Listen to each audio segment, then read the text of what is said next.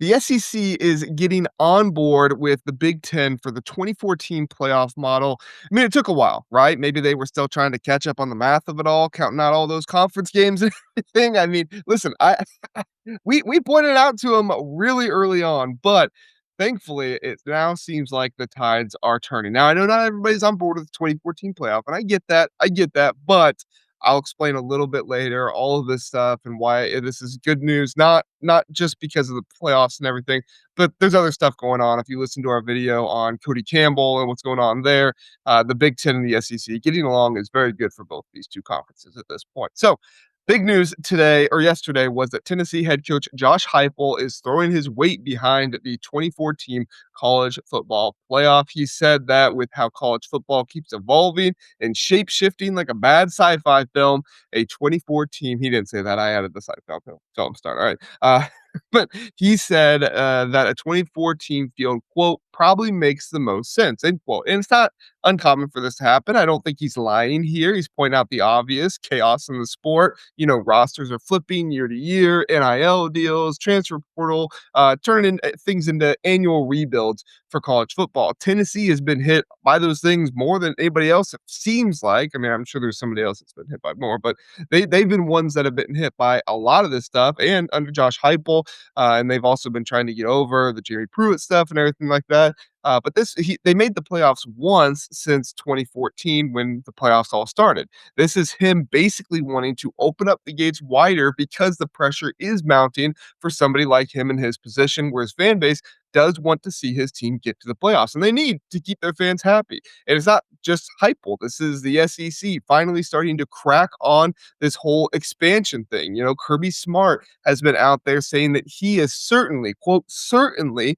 for bumping it up to 16 or even 24 teams. What he's really getting at is that the fan pressure for playoff or bust is mounting. Now, does Kirby Smart have to worry about that as much as other people? No, not necessarily, but there's no program that has made the playoffs every single year since 2014 like Ohio State. Ohio State is the only one out there that's doing that. So even a program like Georgia that seems like it's on top of college football right now has the opportunity to go down and be somebody like Alabama or somebody out there who has kind of fallen further down than other times. So Smart knows that a bigger field means more breathing room for him, and he's been vocal about how hard he thinks the 9-game conference schedule will be for the SEC. You drop a game early, you're not automatically toast. You drop 2 games, and you're not automatically toast. Now you could miss it, right? Vanderbilt missed it with only 2 wins, but it should help preserve those big non-conference matchups as well. Teams won't have to fear ducking tough matchups if 3 losses don't torpedo your whole season if you're playing a strong schedule. Remember how the chatter around the Alabama stuff was going on with canceling the Ohio State game?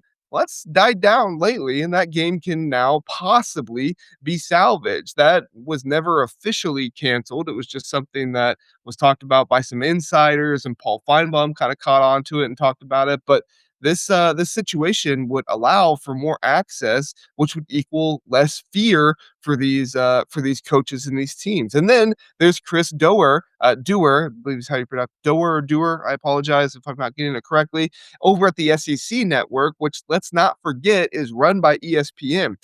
Doer's been vocal about how the SEC's new 9-game conference slate starting in 2026 is going to lead to straight up, as he calls it, cannibalism, as he talks about it with the standings and everything else. Teams beating each other up left and right in the SEC and saying, "Oh, well, there's no way we can we can make it through this." Now, as we know, it's kind of ridiculous how much they're talking about this as if the SEC is the same as they were 10 years ago, but neither here nor there. It's what's going to lead him to this conclusion here.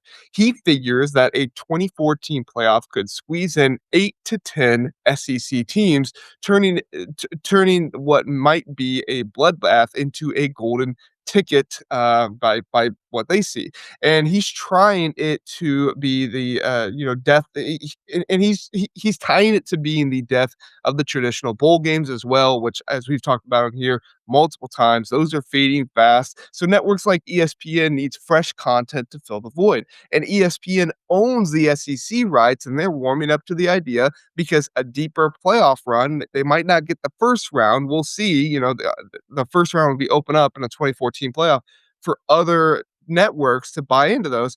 But teams getting into deeper playoff runs would be more eyeballs and being able to hike up the payouts for ESPN, as even if other networks are able to buy the first round, ESPN would have the second, third, and so on rounds. They've nearly maxed out their SEC football revenue stream at this point. So if you think about it, they're trying to squeeze every drop out of that lemon. A bigger playoff is like adding extra juice without buying more fruit.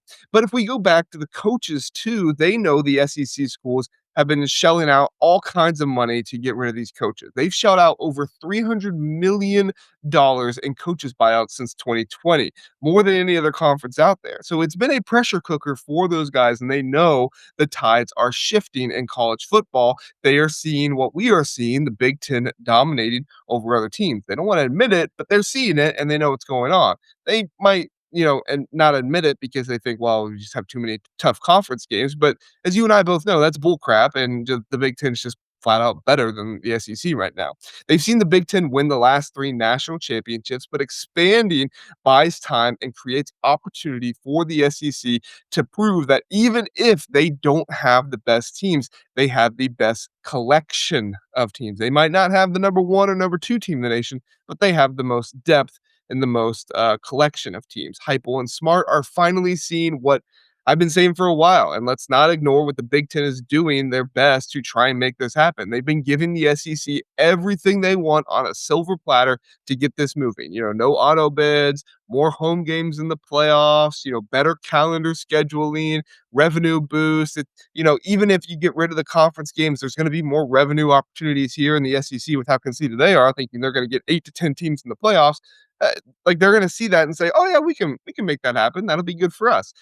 It's like Tony Petiti is being that generous uncle, like the family Christmas or something like that. So he knows the rivalry is fierce, but our futures are intertwined with one another. We're not trying to take money from each other like the rest of college football seems, or FBS football seems to be trying to do at this point. And historically, this is like the last big shakeup jump from the 14 playoff to the 20, from 2014 to the 12-team playoff in 2024. Back then, it took 10 years for that to happen, but they don't want it to take 10 years like it did that time. Folks screamed that it would dilute the product and water it down, like, cheaper beer or something like that. But in reality, there's been more parity, more upsets, more interest, more money. I mean, more everything ever since the playoffs have expanded. For as much as people talk about how much they don't like it, they keep watching it. And in the playoff era, the top four seeds are just 1-7 in their first games in the playoffs.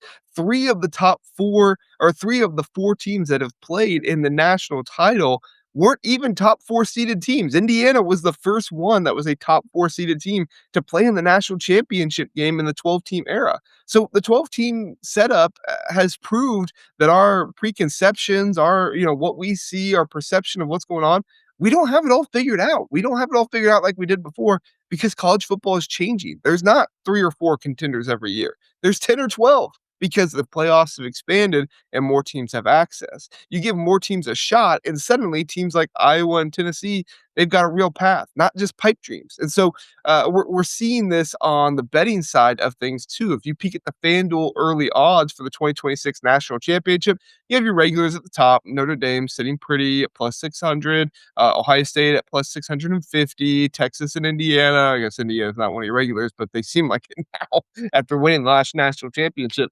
They're at plus 700.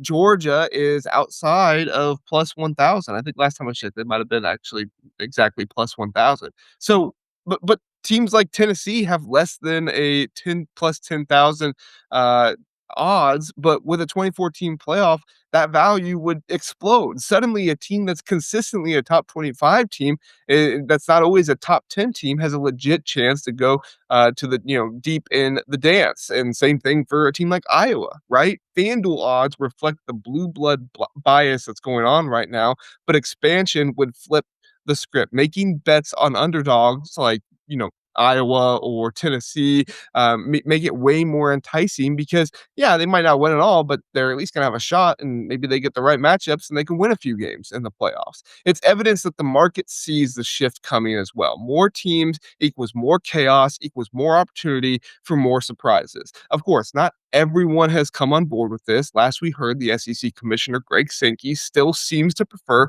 the 16-team playoff setup with the 5+11 model. Nick Saban says that he does want as many teams as possible in the playoffs, but he wants to keep safety in mind for the players. Very honorable of you, Nick. Great job. But the Big Ten's 23+1 proposal of 23 at larges plus one spot for the G6 champ or conference champion from the G6. Well, actually, no, not doing that anymore. They're doing the highest ranked G6, maybe. I gotta double check that. But anyway, this whole situation would give more home field for top seeds. It's the blueprint that's gaining traction, not just with certain thinkers in college football, but also the SEC, because it favors us in the SEC, as last year's rankings would have slotted in 6 Big Ten teams and 7 SEC teams. No wonder the ACC and the Big 12 want to go after the Power 2. Schools like Louisville are backing Cody Campbell's plan to pull media rights and basically take money away from the Big Ten and the SEC that they have earned. The turning point wasn't some rogue proposal. It was realizing we need each other to be able to thrive because other conferences are trying to use the government to take what we have and take what we have gained, take what we earn away from us in the sense of, fairness and parity, when we've already seen parity in college football. Now it's just the Big 12 can't win a playoff game. They've won one in 12 seasons, 11 seasons at this point. So look, I get the hate for the 2014 playoff. 24 teams sounds like a lot, but we have to remember this is essentially just a 16-team playoff with playing games. And I know that doesn't make it better for everybody. There's a lot of people that don't even want 16 teams. I get it. But you keep the cream rising to the top and you give everyone else a ladder to possibly be able to get there. We're already seeing the SEC and Big Ten cozy up more with one another. Whispers of the Big Ten SEC Challenge series are getting louder now with this type of stuff going on, right? They'd pump revenue for ESPN and Fox. They would both kind of get their way. And, you could see some cross conference fireworks instead of seeing the ACC and Big 12 matchups that, quite frankly, just don't produce as much excitement out there. It makes games like Alabama and Ohio State safer to be able to schedule. And when I say safer, I mean because losing doesn't look like it could end your year or ruin your seeding or whatever else it might be. So college football gets more exciting overall, even if it means Ohio State's path to the playoffs gets easier. Because for the Iowas and Tennessees of the world, those teams will have to get it more, will have things get more exciting for them. This would be a shift from November being exciting for 4 or 5 teams to being exciting now for 20 to 30 teams out there. The SEC is coming around to it. Eventually, it seems like The Athletic even reported that they floated a 32-team idea out there at one point in time, which means they might not stop at 24. Who knows? We'll have to see. But regardless, we've likely got one more year of this 12-team playoff format in 2026. Back then, the Big Ten and SEC couldn't seal the deal with what the Big Ten wanted and what the SEC wanted. They couldn't find their common ground, but we'll know for sure at those SEC spring meetings at the end of May. I think May 27th is the day when I looked it up. So you can expect fireworks from that. You can expect to hear some more information on where the SEC seems to stand on this issue, because it could just be some coaches. We'll have to see if it's actually the SEC administrators and more people like that, or they might just all start fighting amongst themselves. And if that starts happening, that'd be kind of interesting for that to happen too. So the SEC's finally seeing the light. We may not always see eye to eye at first, but in the new era, we're two sides of the same coin, flipping toward a bigger, bolder future. And yeah, I said it, bigger and bolder, because that's what this sport needs.